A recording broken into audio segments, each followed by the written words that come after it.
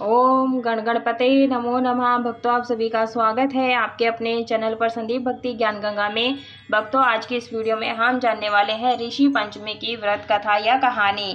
पूरे देश में श्रद्धालु सप्त ऋषि का व्रत आराधना करते हैं और ऋषि पंचमी मनाते हैं। यह पर्व भाद्रपद शुक्ल पक्ष की पंचमी तिथि को मनाया जाता है और इसे ऋषियों को समर्पित एक विशेष व्रत के रूप में माना जाता है।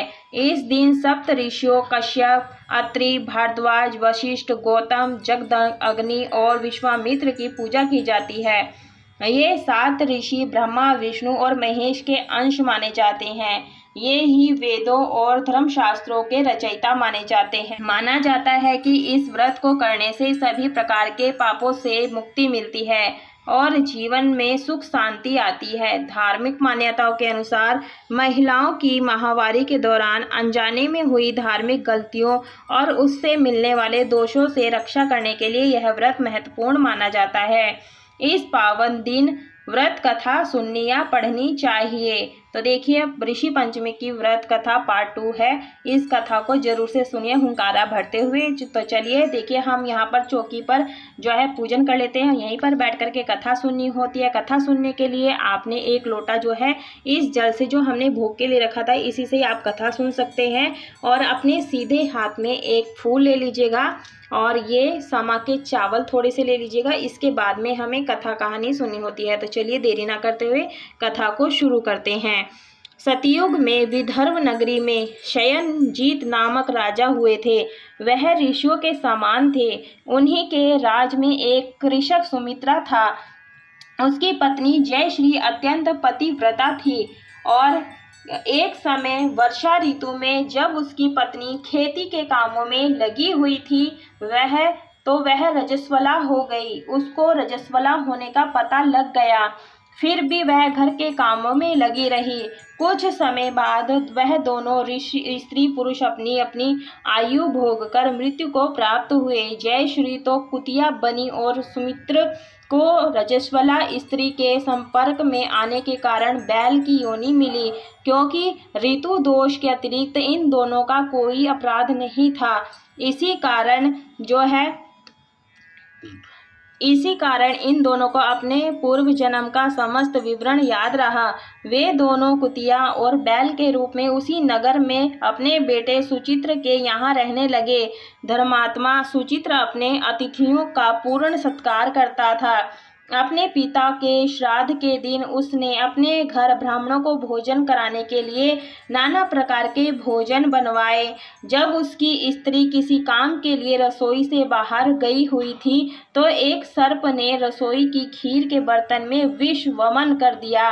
कुतिया के रूप में सुचित्र की माँ कुछ दूर से सब कुछ देख रही थी। पुत्र की बहू के आने पर उसने पुत्र को ब्रह्म हत्या के पाप से बचाने के लिए उस बर्तन में मुंह डाल दिया। सुचित्र की पत्नी चंद्रवती ने कुतिया का यह कृत्य देखा ना गया। उसने उसे चूल्हे में से जलती हुई लकड़ी निकालकर कुतिया को मारी। बेचारी कुतिया मार खाकर इधर उधर भागने लगी। चौके में जो जूठन आदि बची रहती थी वह सब सुचित्र की बहू उस कुतिया को डाल देती थी, लेकिन क्रोध के कारण उसने वह भी बाहर फिकवा दी। सब खाने का सामान फिकवा कर बर्तन साफ करके दोबारा खाना बनाकर ब्राह्मणों को खिलाया। रात्रि के समय भूख से व्याकुल होकर वह कुतिया बैल के रूप में रहे अपने पूर्व पति के पास आकर बोली, हे स्वामी, आज तो मैं भूख से मरी जा रही हूँ। वैसे तो मेरा पुत्र मुझे रोज खाने को देता है, लेकिन आज मुझे कुछ नहीं मिला। सांप के विष वाले खीर के बर्तन को अनेक ब्रह्म हत्या के भय से छूटकर उसके खाने योग्य कर दिया था। इसी कारण उसकी बहू ने मुझे मारा और खाने को कुछ भी नहीं दिया। तब वह बैल बोला, हे भद्रे, तेरे पापों के कारण तो मैं भी इसी योनि में आ पड़ा हूँ और आज बोझा ढोते ढोते मेरी कमर टूट गई है। आज मैं भी खेत में दिन भर हल में जुता रहा। मेरे पुत्र ने आज मुझे भी भोजन नहीं दिया और मुझे मारा भी बहुत। मुझे इस प्रकार कष्ट देकर उसने इस श्राद्ध को निष्फल कर दिया। अपने माता पिता की इन बातों को सुचित्र सुन रहा था। उसने उसी समय दोनों को भरपेट भोजन कराया और फिर उनके दुख से दुखी होकर वन की ओर चला गया। वन में जाकर ऋषियों से पूछा कि मेरे माता पिता किन कर्मों के कारण इन नीची योनियों को प्राप्त हुए हैं और अब किस प्रकार से इनको छुटकारा मिल सकता है।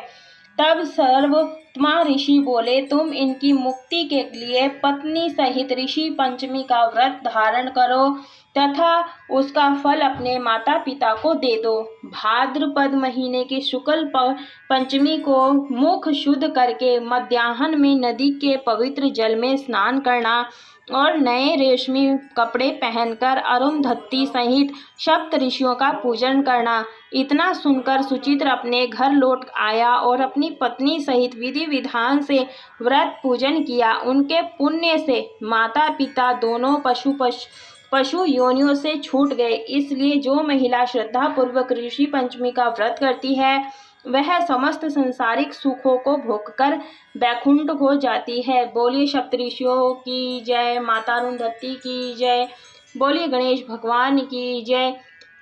कथा सुनने के बाद में ये जो आपने अक्षत पुष्प लिए हैं भगवान के चरणों में हम यहाँ पर छोड़ देंगे सभी के पास और क्षमा प्रार्थना मांग लेंगे। और देखिए भक्तों, इसके बाद में विनायक जी की भी कथा सुनी जाती है। कथा आप जरूर से सुनिएगा, उसके बाद में आपकी ये पूजा संपूर्ण हो जाएगी। अंत में हमें करनी होती है आरती, तो इसी दीपक से आप आरती कर लीजिएगा। जय गणेश जय गणेश जय गणेश देवा, माता जाकी पार्वती पिता महादेवा। या फिर इसके अलावा मंत्र भी गा सकते हैं। कर्पूरे गौरम करुणावतारम संसारे सारम भुजगेंद्रहारम सदा वसंतम हृदयारविंदे भवम भवानी सहित नमामि। इस प्रकार से हमारी आरती का संपूर्ण हो जाती है। फिर हम आरती को यहाँ पर थोड़ा सा शीतलीकरण पवित्रीकरण कर देंगे। थोड़ा सा जल लेकर के हाथ में इस तरह से लेके आरती को पवित्र कर देंगे और थोड़ा सा जल लेकर के हम सभी चीज़ों को इस प्रकार से मिनस देंगे। तो मिनसने से यह होता है जो भोग प्रसाद भगवान ग्रहण कर लेते हैं, धूप दीप स्वीकार कर लेते हैं। दक्षिणा हमने पहले ही समर्पित कर दी थी और जिसकी फुल पूजा विधि है हमारे चैनल पर आ चुकी है, आप वहां जा कर के देख सकते हैं। उसका लिंक मैं आपको डिस्क्रिप्शन में डाल दूंगी। बहुत ही सिंपल सरल वे में मैंने पूजा करके दिखाई है उस वीडियो में, तो आप जरूर से देखिएगा। और आपको ऋषि पंचमी की कथा या कहानी यदि पसंद आई है तो वीडियो को ज़्यादा से ज़्यादा लाइक कीजिएगा, शेयर कीजिएगा। अगर अभी तक चैनल को सब्सक्राइब नहीं किया है तो चैनल को सब्सक्राइब कर लीजिएगा, साथ में बेल आइकन की घंटी को भी प्रेस कर लीजिएगा। आने वाली वीडियोस की नोटिफिकेशन आप सभी को सबसे पहले मिल सके और आप उन वीडियोस का लाभ प्राप्त कर सकें। तो देखिए, पूजा हो जाने के बाद में जो ये हमने कथा सुनी थी जिस लोटे से, उस लोटे का जो जल है हम सूर्य देव को अर्घ्य दे देंगे। और जो ये श्रृंगार की सामग्री है आप किसी सुहागन महिला को दान में दे सकते हैं। और जो भोग प्रसाद आपने अर्पित किया है ये आपने दीपक थोड़ा सा शांत हो जाएगा तुरंत ही हमें हटा करके ये बांट देना है। तो इस तरह से हमें ये पूजन करना है। चौकी विसर्जन कैसे करते हैं इसका वीडियो नेक्स्ट मिलेगा आपको, उस वीडियो को देखने के लिए हमसे जुड़े रहिएगा। पूरा वीडियो देखने के लिए आप सभी का धन्यवाद। कमेंट बॉक्स में जय माता रानी अवश्य लिखिएगा। राधे राधे।